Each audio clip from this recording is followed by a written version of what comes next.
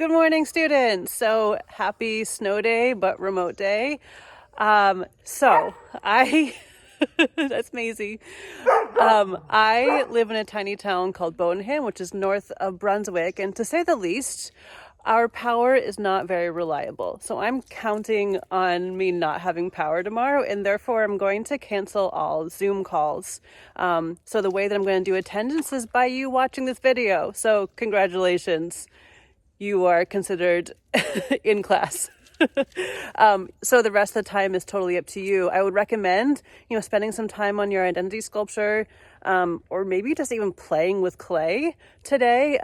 But also, with that said, we're in a pandemic, so if you need a day just to take off, I support that. My dog really wants to say hi.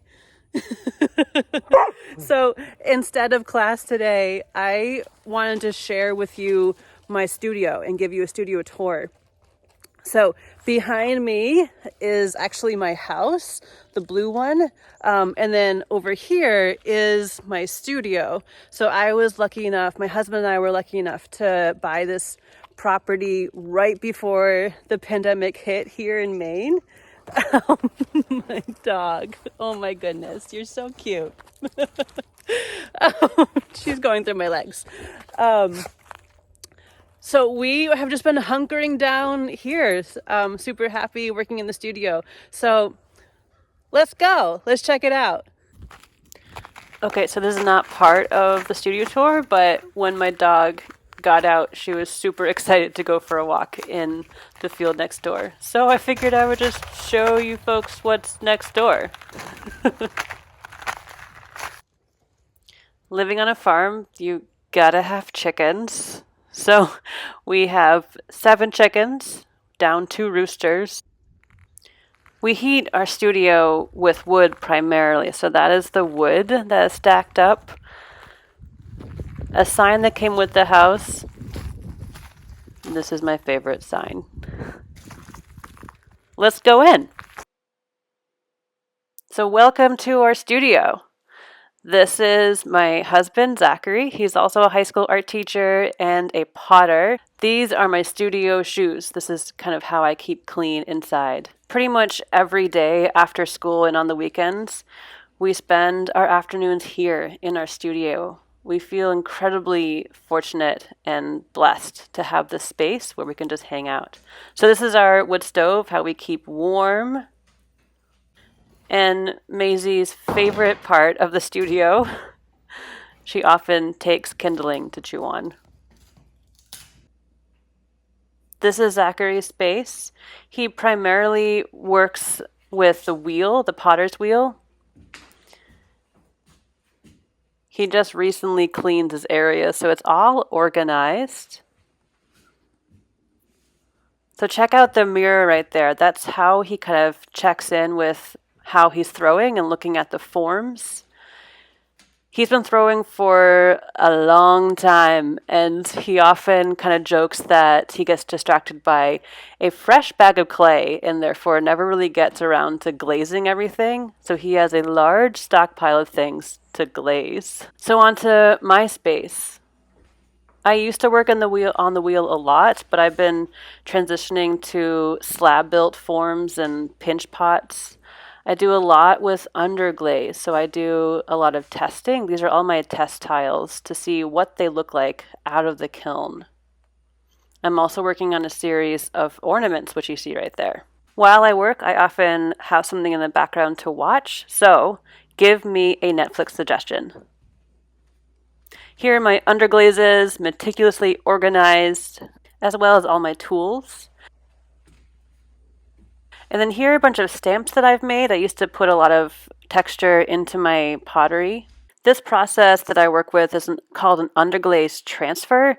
It's something that I just learned in the past year or so, and something that we do in ceramics too. I like to combine drawing and painting with my ceramics, so this is something that I get to do. This is how I create my own pottery. So if you've seen me working on it in class, this is kind of one of the many steps that I take to create them. And then here they are. This is my set of cups right now that are in my Etsy shop, actually, and they are getting ready to go out to their owners. That's the head weird thing I was making in class that's been fired already. So I want to show you something that I'm also working, because I'm working on a series of these creepy things that I started in class, but I'm adding this underglaze transfer on the inside, but still working with these creepy, crawly legs. You may notice that this clay body looks a little bit different than the one we're using in class. That's because we're using a clay called stoneware, and this is made out of clay that's called porcelain. It's a little more a cleaner clay with really smooth texture. It's a little more challenging to work with, which I'm not loving. I always like to have more than one project going on at once. So this is a collaboration project I'm doing with my husband, Zachary. He is throwing all of these forms as well as making these kind of intricate handles. And then I do all the surface techniques. So I'm doing that underglaze transfer as well as the sgraffito. And I'm working with kind of layering. So it's a black clay body and then a white slip with the underglaze transfer, and then sgraffito. One last project I have going on in the studio are these dried flowers that I grew this summer. Something I've never done before, something I'm experimenting with. And there's a lot of things you can do with them, like make these cool wreaths. Something I'm still working on, of course. And here's a little baby one I made first. So there you have it, everyone. That is the tour of our studio. We spend a lot of time in here every single day. Something that I'm looking forward to in 2021 is spending even more time in studio and kind of starting a little business and selling more of my pottery. So that's a big major goal of next year, to get everything running up finally. I've been telling myself for years, but just never had. So that's my goal. Tell me a goal or a hope for you in 2021.